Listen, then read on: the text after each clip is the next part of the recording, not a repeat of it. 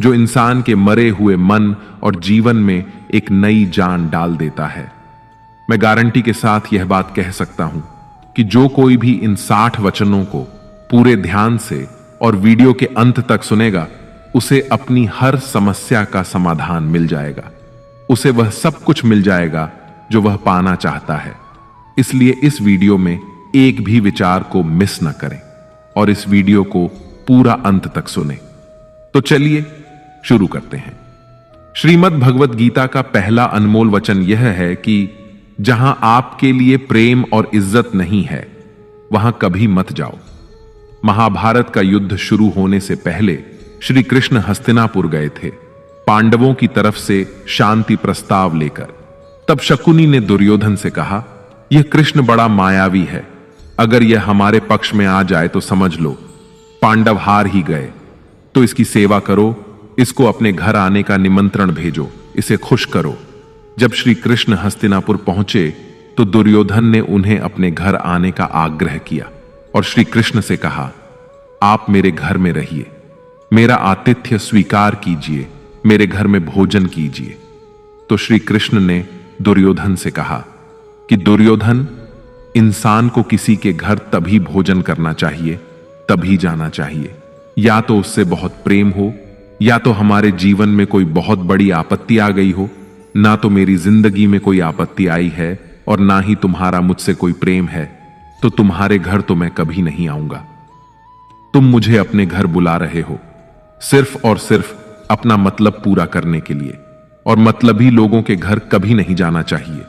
इससे हमको यह शिक्षा मिलती है कि जिसके दिल में आपके लिए प्रेम नहीं है, सम्मान नहीं है, वहां आपको कभी नहीं रहना चाहिए। आपको सिर्फ उसी जगह रहना चाहिए जहां आपकी कदर हो, आपको इज्जत मिले और जहां आपको प्रेम मिले। श्रीमद् भगवत गीता का दूसरा अनमोल वचन यह है कि जिस रिश्ते में मर्यादाएं टूट जाती हैं, वहां सिर्फ सर्वनाश ही होता है। कोई आपसे बड़ा है या छोटा है, अगर वो रिश्तों में अपनी मर्यादाओं को तोड़ देगा तो वह रिश्ता कभी नहीं टिक सकता। रिश्ता सिर्फ तभी चलता है जब दो लोग एक दूसरे का सम्मान करते हैं, कदर करते हैं और कभी अपनी लिमिट क्रॉस नहीं करते हैं। जिस रिश्ते में कोई लिमिट नहीं है, एक दूसरे की इज्जत नहीं है, वह रिश्ता आज नहीं तो कल खत्म ही हो जाता है। श्रीमद् भगवत गीता का तीसरा अनमोल वचन यह है कि इंसान के दुख का सबसे बड़ा कारण है उसका मोह। मोह से अज्ञान आता है और जीवन में समस्याएं शुरू होने लगती हैं। महाभारत में धृतराष्ट्र को दुर्योधन से इतना मोह था कि वो अपने पुत्र को गलत काम करने से भी रोक नहीं सके। धृतराष्ट्र को पुत्र मोह की वजह से धर्म अधर्म का ज्ञान ही नहीं रहा और अंत में सब कुछ बर्बाद हो गया।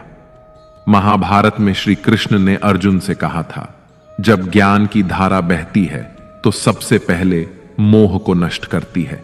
मोह को इसलिए नष्ट करती है क्योंकि मोह अज्ञान है। यूनान का सम्राट सिकंदर पूरी दुनिया को जीत लेना चाहता था।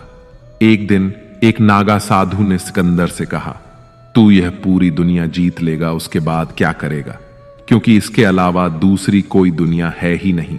इतना कहकर संत जोर जोर से हंसने लगा। संत की बातें सुनकर सिकंदर को निराशा होने लगी। सिकंदर ने संत से पूछा कि आप हंस क्यों रहे हैं। संत ने जवाब दिया कि तू पूरी दुनिया जीत लेगा तब भी तुझे निराशा ही मिलेगी, क्योंकि तू दुनिया को जीतने के मोह में बंधा है, जबकि मेरे पास कुछ भी नहीं है, लेकिन मैं हमेशा खुश रहूंगा क्योंकि मुझे किसी भी चीज का मोह नहीं है। सिकंदर ने अभी दुनिया जीती नहीं थी, लेकिन अब संत की बातें सुनने के बाद दुनिया जीतने के विचार से ही वह निराश हो गया था, क्योंकि दुनिया जीतने के बाद कोई और मोह नहीं बचेगा। मोह की वजह से जीवन में दुख ही आते हैं। मोह घर परिवार से हो सकता है, सफलता का मोह हो सकता है, सुख सुविधा और मान सम्मान का मोह हो सकता है। जहां मोह रहेगा वहां दुख तो आएगा ही। मोह जब सफल होता है तो दुख मिलता है, और जब असफल होता है तब भी दुख ही मिलता है। श्री कृष्ण कहते हैं कि जब कोई मोह त्याग देता है तो उसे मेरी कृपा मिल जाती है। मोह रहित व्यक्ति परम आनंद प्राप्त करता है। इसीलिए मोह का त्याग करना चाहिए और जो हमारे पास है उसी में संतुष्ट रहना चाहिए। ज्यादा पाने का मोह रहेगा तो दुख मिलना तय है। श्रीमद् भगवद गीता का चौथा अनमोल वचन यह है कि जो दूसरों के साथ छल करता है उसका अंत बहुत बुरा होता है। दुर्योधन के मामा शकुनी और दुर्योधन ने पांडवों के साथ जीवन भर छल किया, पथ पथ पर उन्हें धोखा दिया, कभी ईमान से उनके साथ नहीं चले और उसका परिणाम दुर्योधन को यह मिला कि उनके दल का हर एक बड़ा योद्धा छल के द्वारा ही मारा गया, क्योंकि दुर्योधन ने जैसा कर्म किया था उसको वैसा ही फल मिला। जीवन भर उसने छल किया तो अंत में उसकी खुद की मृत्यु भी एक छल से ही हुई थी। इसीलिए कोई अगर खुद को बहुत ज्यादा चालाक समझता है कि दूसरे को धोखा दे दिया, दूसरे को बेवकूफ बना दिया, तो एक दिन कोई आएगा उसकी जिंदगी में भी वो उसको ही धोखा देगा, क्योंकि कर्म सबके कारनामे याद रखता है।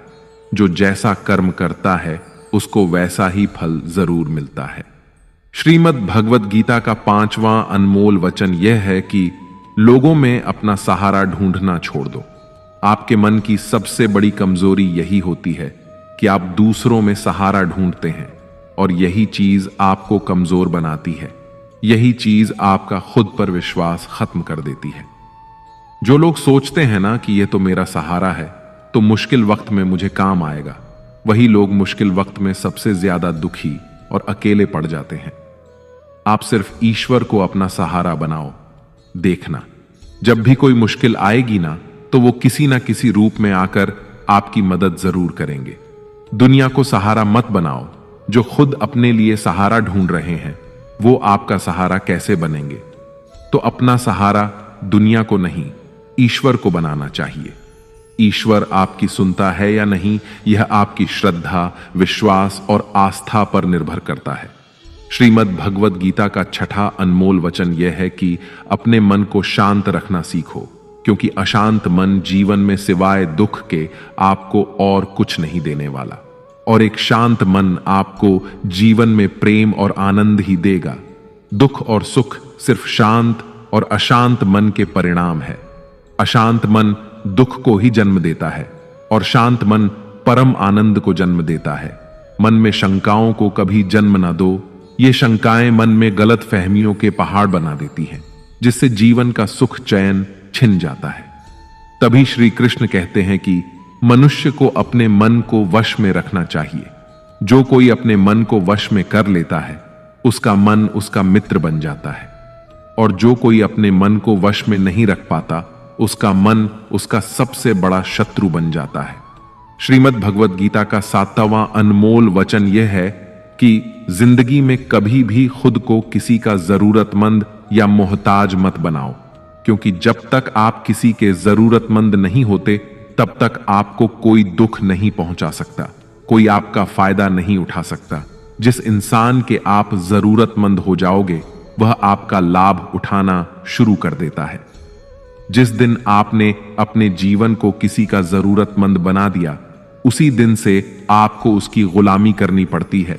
औरों की तो छोड़ो, जो लोग अपने नौकरों के काम वाली बाइयों के जरूरतमंद हो जाते हैं तो वे उनका सब कुछ सहना शुरू कर देते हैं, क्योंकि उन्हें पता होता है कि आपका काम उनके बिना चल ही नहीं पाएगा और आप खुद से उतना काम कर नहीं पाएंगे, और दूसरा कोई आपको मिल नहीं रहा तो वे आपको परेशान करना शुरू कर देते हैं। लेकिन जब उन्हें यह समझ आता है कि आप अपना काम खुद कर सकते हैं या आपको दूसरे 1000 ऑप्शन मिल सकते हैं तो वे चुपचाप अपना काम करेंगे। अब अगर आप कोई ऐसी नौकरी करते हैं जहां आपके बॉस के गलत होते हुए भी आप उसका टॉर्चर सहते रहते हैं, तो उसको पता होता है कि आप उसके जरूरतमंद हैं और वह उसका पूरा फायदा लेता है। और तो और जिस घर परिवार में आप रहते हैं, अगर वहां भी आप किसी के जरूरतमंद हैं तो वह आपको पूरा चूस लेता है, क्योंकि वहां आप 24 घंटे रहते हैं, कहीं और जा ही नहीं सकते। आपके सर पर चढ़ के नाचेगा वह इंसान और आपको पूरी तरह से अपने कंट्रोल में रखेगा।